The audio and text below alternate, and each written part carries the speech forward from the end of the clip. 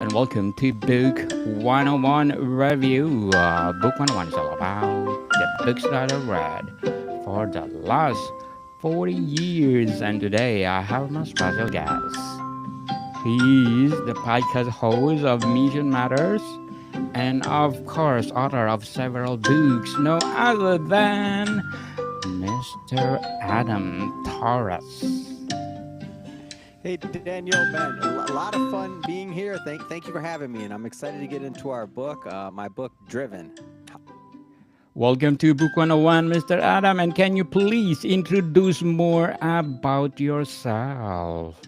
So Daniel, as I mentioned, the author of Driven. I'm also the host of the Mission Matters podcast. So I've interviewed over 6,000 individuals, created over 100,000 pieces of content, and I'm obsessed with helping other people share their stories. And that's one of the reasons why I created this book, Driven: How to Elevate Your Success as an Entrepreneur.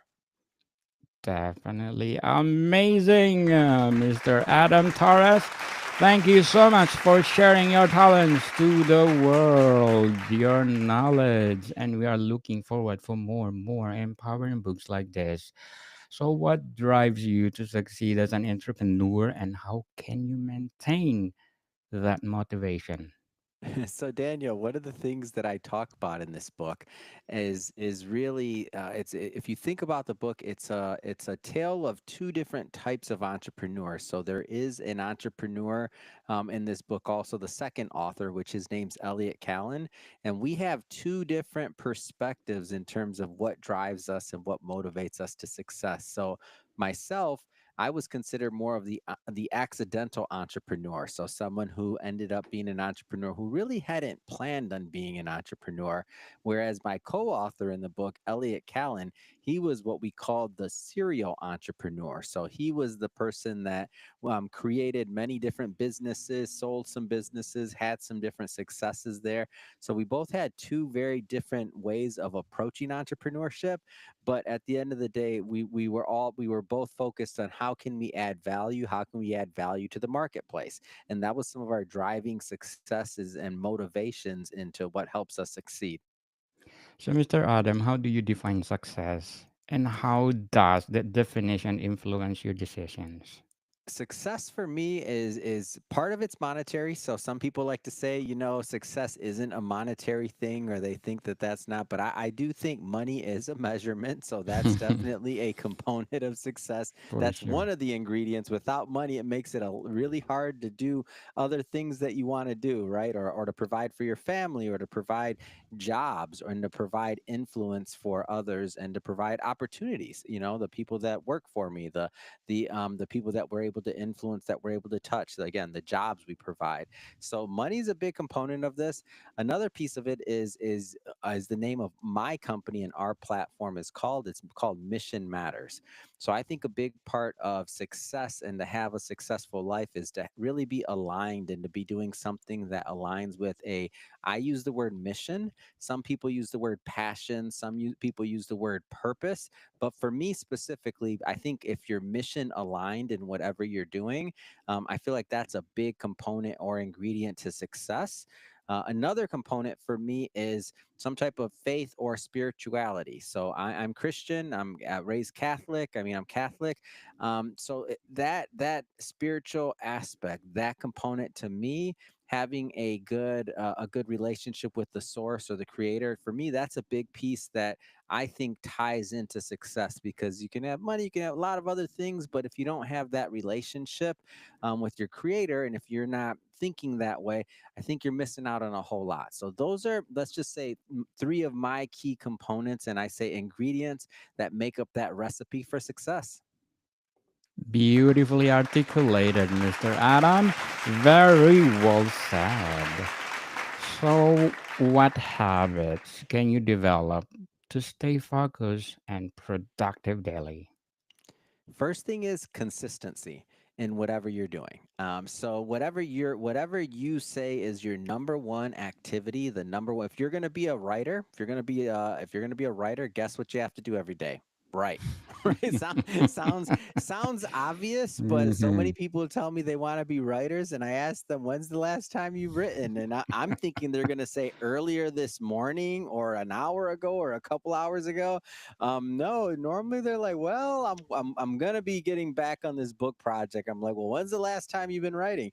A month ago. I'm like, it's hard to be a writer if you're not cranking out words. Like, if you're a writer, then guess what your output is? It's called words on a page, or words on words on your laptop. So in my case, I am an author, but my daily profession is I'm a podcaster. So if somebody asks me, when's the last time you recorded an episode, my response goes something like this: Today I recorded 10. So not only did I record 10, but I was interviewed 2 to 5 times. So every single day, that's what my thing is. So for example, this year I will record and distribute between 1,500 and 2,000 podcast interviews. So if you think about that, that's 40 years of content for the average show that puts out, let's say, 50 episodes a year. I'm putting out 40 times that. So if you ask me, am I a podcaster, or am I serious about this game or this sport of podcasting? Ask me when the last time I recorded an episode is. I might tell you, hold on, I'm recording one right now. Let me hold for a moment. Let me finish this episode. I'll get right back with you. Certainly, and congratulations being belong to 2.5 popular show globally. So how do you handle failure, and what strategies do you use to turn setbacks into learning opportunities? Failure is a learning opportunity, I would say. I mean, it hurts. It hurts. There's an emotional connection to it. There can be a monetary connection to it. I mean, you lose a lot of money. Nothing's funny about that, right? And it hurts. Your family hurts. Everybody hurts when you lose a lot of money, because you make a decision or an investment on something that you thought was going to be a win, and it didn't turn out quite the way you wanted. It could be a piece of real estate. It could be a business. It could be a project that you invested your time and the opportunity cost of doing one project versus another. So time is the big one to waste and to spend on. So what I like to do is I like to look back and at least get a little bit of a return on my investment for that failure in the form of education. So I definitely want to reflect on, why didn't that work, or what did all of it not work? Did a piece of it not work? Is there something I can salvage? Was there a learning experience, or was I just stupid? I mean, and I'm not gonna lie, there's been some decisions in my lifetime where, yeah, I was just stupid. It was maybe young and inexperienced in a business, or I took a chance, or I took an unnecessary risk that in retrospect, I learned from, and I won't do that same thing necessarily again. But ultimately, as long as you continue to play the game, and as long as you continue to show up for, whether it's work, whether it's your project, whether it's your craft, whether it's your show, whether it's, hey, the first book you wrote didn't sell, it sold 10 copies and your mom bought 5 of them, like, what, like, whatever that happens to be. I mean, it does. If you want to be a serious author, guess what? Got to write another book. you got Yes. you got to learn from that. You got to get better. You got to test your material. You got to say what went right, what went wrong. Like, for everybody's journey is going to be a little bit different. So in one sense, you can say I've done over 6,000 interviews. Okay, great. I'm in the top 2.5% of podcasters, but I'm not in the top 1%. So maybe, who knows? Maybe I'm the worst podcaster. Could be. I did over 6,000 episodes and I'm not the top 1%. Who knows, right? But guess what? I'm going to keep on recording. I'm going to keep on getting better. And that is my goal, to be in the top 1%. So I'm going to keep on persevering till I hit that goal. And then I'm going to keep on, and I'll set new goals. So it's kind of like your perspective on it. But perseverance, man, you got to show up, you got to work. Certainly. So how can you set clear, achievable goals that align with your long-term vision? I like setting short term, mid-term, and long term goals. So, my short term goal, for example, for this year is, or I should say, my short term, I like to go 1 year, 5 year, 10 year. So, but you can even cut it down smaller. But my short term goal this year is between 1,500 and 2,000 interviews for my show. That's my goal. And in doing that, I can break it down further and say, okay, that's at least 100 to 150 100 125 interviews a month. I can look at it that way, but I more so look at it because I know I'm going to hit that goal. I've been doing that for years and I know I'm going to hit it, but it keeps me on track. So I know I'm going to do that. My 5 year goal, I just do the math. My 10-year goal, I want to do another 15,000 to 20,000 interviews. So as I hit these goals over time, I track them. I have a board at home where I literally a big old whiteboard and I'm tracking every month how many interviews I did. And some people track revenue, some people track other metrics in their business. For me, I do that too. That's a given. But the number one activity I found that leads to more revenue, more business, a larger audience for my life and for my business is podcast episodes. That may be something different for someone else, but if you can find your one activity that you as a founder or you as a CEO can do that's going to make a difference in your life and in your business, and if you can track that one thing, not everybody may be able to attribute it to one thing. I happen to be able to do that, and that, but that's after 9 years of testing, by the way. So that's after 9 years to figure out, oh, this is the one thing. I do less interviews, we have less revenue. I do more, and I have it in the sweet spot. Guess what? We grow. So I was able to do that. But if you have a metric, it may not be one thing, it may be two, it may be three, but I don't feel like it should go much further than three. If you got three things at the most that you're tracking as your core have to do's, I feel like things can go really well for you. Certainly. So, Mr. Adam, how do you prioritize tasks to ensure maximum efficiency and impact? I like to think about whenever I'm doing a task. Is this something that I can do that I have to have my attention on, or is somebody else on my team able to do this, or should we be outsourcing this to something like maybe a fractional employee, a part-time employee, somebody else that's better at doing this, or maybe even another company, a service provider. So all of these different things, every single time a new task gets put on my plate, I think about like, do I really need to be doing this?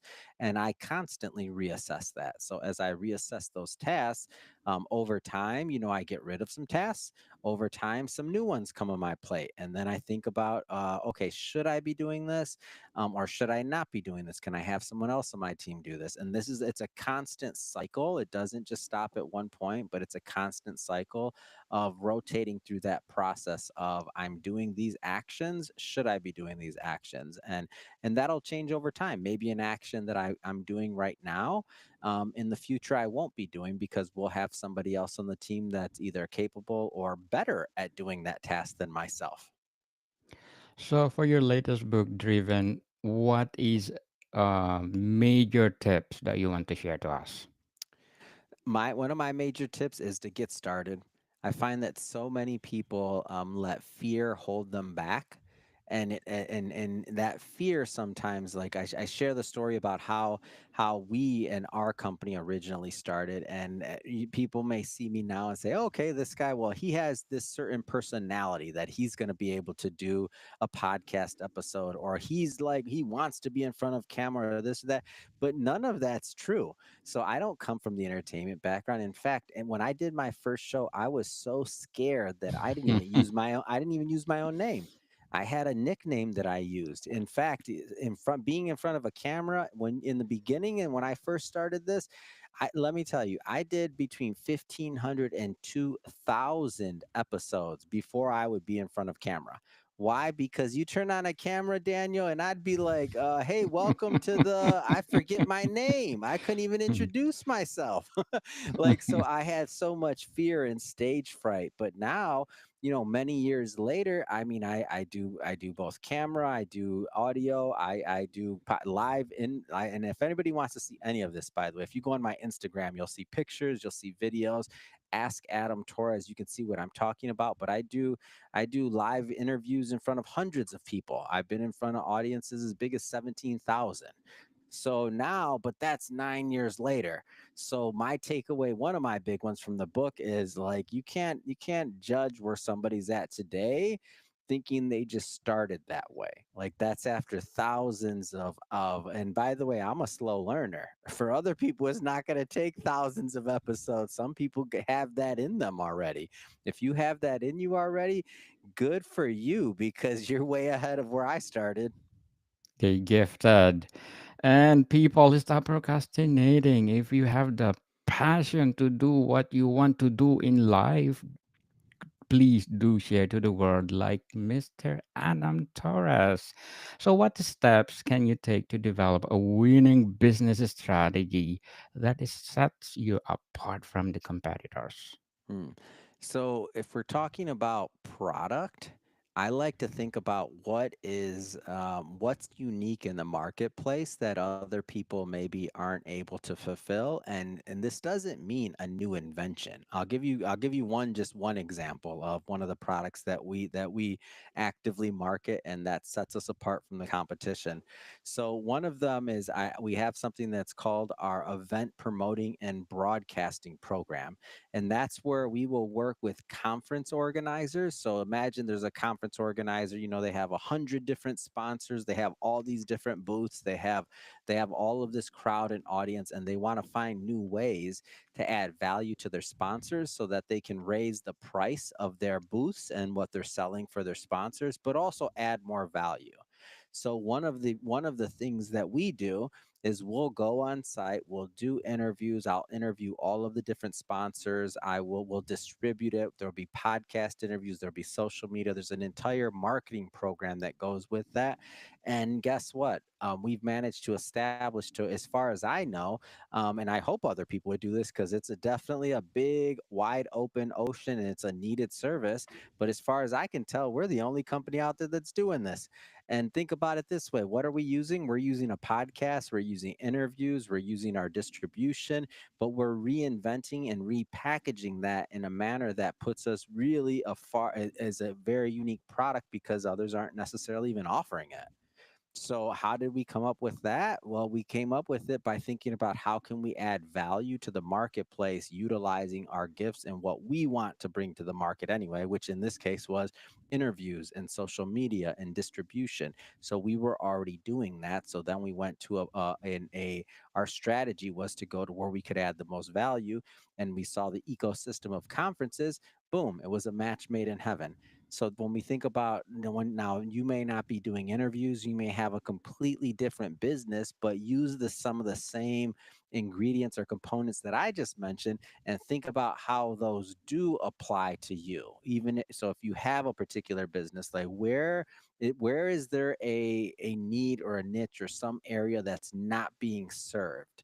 If I didn't really examine that question, I could have easily said, well, there's 4 million podcasts out there. Like there's how can I do something different? It's saturated, it's this, it's that. Bull. Bunch of bull. Bunch of bull. I don't accept it. Whatever. I don't Yes, like you could think like that, but that's not the truth. That's not reality. true. So, Mr. Adam, let's talk about leadership and team building. What leadership qualities are essential for driving business success, and how can you develop them? So I like to think about it as leading from the front is very inspiring. I like to follow leaders that are willing to get in the trenches, that are willing to get their hands dirty. I think that's super inspiring. I don't I've just always followed that type of leader in my life, so I've always strived to be that type of individual as well. So an example of that would be the early days of Mission Matters in this company. Guess who was doing all the editing? I was doing the editing. I was doing the editing. Guess who was doing the social media? I was doing the social media. Now we have, over a team of 30, and so we're not huge like, maybe iHeartRadio with 3,000, 4,000 plus employees, but we like to put out great content, and I feel and I try for it to be more inspiring for my team to know, hey, I edited too. I can have a conversation with my editors, with my writers, with my graphic designers. Why? Because some of the old processes I designed, which have long since been upgraded, perfected, and made better by all of the individuals on my team, but they understand that, hey, I started doing that too. So if we have a big workload of editing or of creating designs or content, and we have to work extra hard to make sure, some deliverables are ready for a client, they know I've been doing it too, and I've been in the trenches for years, doing the same type of work. So I find it inspiring when others are leading from the front. So I try to, for my organization, lead from the front as well. I don't ask somebody to do something that I've never been willing to do or haven't done myself. So, Mr. Adam, do you consider yourself as a leader or a follower? Both. I'd say both. I'm a leader, but I mean, in order to lead, you have to be willing to follow. There's always somebody that's ahead of you in something. Like if you think that you're going to lead every initiative or everything, then that'd be pretty delusional. I'm not the best. I'm not the best qualified to lead everything, man. If I'm not willing to follow, I may be leading in my business or in podcasting or some other things, but you want to talk about, I don't know, saving the planet or talk about like saving the ocean or saving climate change or all these other topics. I'm a follower. I don't know how to do those things. I'm not that educated to that point to where I have the solution. So I have to get information from other individuals that I feel are more educated and that I trust, and I have to follow. Otherwise, I don't learn myself, even just to learn. So, Mr. Adam, what will be your advice for those people out there who want to cultivate their passion? Work on it every day. Like, gotta work on it every day. Like, and because that's how you're gonna really test it. Like, is it your passion or is it your hobby? Or is it something that I'll give you an example. Daniel, I've bought at least 5 guitars in my life. Every single time I buy a guitar, man, I saw a John Lennon movie the other day, and Hmm. and he's playing the guitar, and he's up there, and I'm like, I'm gonna get a guitar again. This time I'm gonna take guitar lessons, and this time I'm gonna learn, and this time I'm not gonna fall off the wagon. This time I'm not gonna stop practicing. Man, Daniel, I bought that guitar. I didn't even open the box. It's still sitting there. I'm traveling. I'm in Miami right now. I was in Las Vegas doing a gig earlier this week. I'm not learning how. That's a hobby. That's not my passion, man. And why do I know it's not my passion? Because I'm not doing it every day. And I don't go to bed thinking about playing the guitar. I don't wake up thinking about the guitar. When it's inconvenient and when it hurts and I don't feel like doing it, I'm not trying to play the guitar. When I see the movie and I'm inspired and I'm like, oh my gosh, this is great. I want to learn how to play guitar too. Then I'm all in it. Why? Because it just feels good. And I might have gotten the dopamine hit just from buying it. I bought the guitar. I already No. feel good. I haven't played a single note. Definitely, for sure, it's your hobby. So, Mr. Adam, let's talk about financial and business growth. How do you manage business finances effectively to ensure long-term sustainability? Cash flow is king. I mean, you need it. We need Cash money. matters. Cash matters. Hey, mission matters, but cash matters. It's like oxygen, right? You need it to breathe. If you don't, and so in order to do that, you need to have a good team. CPA, if you have a CFO, if you don't, if a fractional CFO, if you just have to have it in order if you want to be in business. And it may be okay when you're, smaller. You may be able to manage some things, but just be careful because as it gets bigger, you don't want to mismanage or make the incorrect decisions or put cash in somewhere and think something's working and it's not. And even just, I've seen this many times. Um, Something as small as you start spending a little bit too much on advertising or on marketing or on other things, you kind of lose track, and then you're like, well, wait a minute, where'd my profit go this year? And you're like, did I really need all those Facebook ads? What was our ROI on that? And you don't have a number and you don't actually know. I've seen many business owners do that, and it's like, you can ruin a profitable business by mismanaging, and a good business by mismanaging your cash flow. Certainly. So, how can you leverage networking and partnership to expand your business opportunities? So one of my mentors, his name is Christopher Kai, and he's known as the billionaire networker. And one of the things he's taught me from day one is you got to be in the right room. Like you're in the wrong room and you're networking and you're doing. I mean, there's a difference between being at a free business event that's super convenient, that's around the block from your house, and that all the same people always go to, and it's very easy because it's by your house and you just walk by it and you're like, oh yeah, we're all gonna conveniently sit here. There's a difference between going to that free event that's low hanging fruit and that doesn't take any time or real effort, and getting your butt on a plane and going to a conference or going to a mastermind and spending some real money to attend with other really serious people. Like there's a Mm. difference. So you could there's some people that spend years in that coffee shop or at that free event or at that Denny's. First off, if you got a networking event, no offense, and you're at Denny's or you're at IHOP, okay. But if it's free, there's no ticket, there's no buy-in from the people that are attending, and they're there for free coffee. I mean, that's not the network that's necessarily going to move the needle. Not saying they're not good people, by the way, but we're talking about business here. So if you're going, like the people that I'm networking with and that I want to meet, they're not going for the free coffee. Their time is worth a lot more than coffee at the local coffee shop, right? They're doing big things. They're jumping on planes. They're going to the big cities. They're going to the big events. They're spending big dollars on tickets so that they can not only learn from the people that are there, but be around other people of that same mindset. Certainly. So, what role does continuous learning and personal development play in your success? It's mandatory. I mean, every year. I mean, think about things like right now, what's going on and the advances in AI. If somebody was done learning after college, and if you're not picking up a book or you're not doing anything else or not, continue your education, what do you do about AI right now?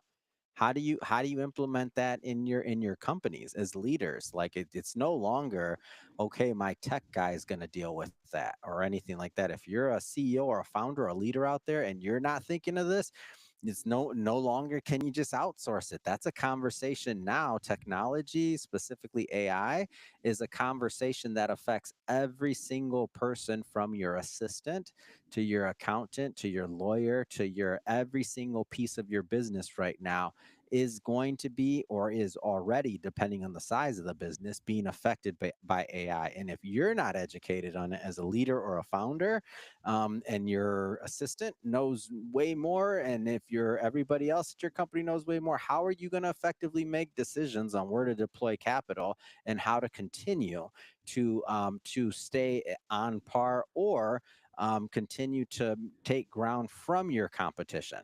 Because the ones that are educating themselves and that are figuring it out are little by little, day by day, gaining on and taking market share from you. You just don't know it yet. Yes. People, AI is like climate change too. It's everywhere Hmm. on the globe.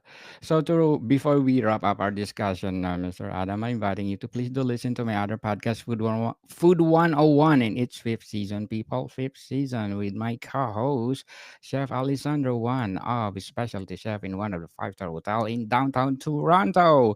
Please do listen to our latest episode. We are reading our letter senders all over the world. So, Mr. Adam, how can you stay ahead of industry trends and technological advancement to remain competitive? I'd say go to conferences. I went to, for example, one of them that I like is CES in Las Vegas, the biggest tech conference. It's billed as the biggest tech conference in the world. Go to conferences, and meet with other thought leaders in your field. Stay aware, read. Like, don't just put your head under a rock and think it's going to go away. I'm telling you, AI, all these things that you're hearing that are going to come, they're already here. They're already here. And the reason I know is I also have a tech show. So I mean, I have a tech show where I interview. I can't tell you how, I probably did 50 interviews on AI from AI experts this year. and we're even talking about, I've done a couple episodes on Web 4, which if you're listening to that and you're like, wait a minute, didn't we just get to Web 3? Yes, we did get to Web 3, and yes, it's still a thing. So is Web 2, so is Web 1. And I don't claim to be a technologist, by the way. I have a tech show, and so I learn from a lot of individuals that are way smarter than myself in that field. And what my aim and my goal is to ask questions so that I can learn, but also so that my audience can learn as well. And you can see, by the way, for everybody listening to my Instagram, Ask Adam Torres, that's a good way to connect and get involved with the content. But if you're not doing that, like going to conferences, having conversations, thinking about how to integrate technology into your business to make you more profitable, to give you more reach, or whatever your objectives are, then you're behind. And you don't want to be behind for too long, because then you become extinct. Certainly. Mr. Adam Torres, thank you so much for sharing your podcast, your books to the world. We are looking forward for more episodes to empower all over the world. So can you please invite our listeners to listen to your podcast and of course to support all your books? Absolutely. So, everybody listening, really appreciate your time. Thank you, Daniel. Check me out on Instagram, Ask Adam Torres. There's a link there in the bio that connects to the books, the podcast, everything else. Again, Ask Adam Torres, and shoot me a DM. Let me know that you found me on Daniel's podcast, and love to chat with you. Send me a message. Yes, people, let's support Mr. Adam Torres because if you support him, of course, more empowering episodes, more empowering books to come. So, Mr. Adam, thank you for your time. Thank you, Daniel, man. Appreciate all you do. Appreciate you. More to come, people. See you soon.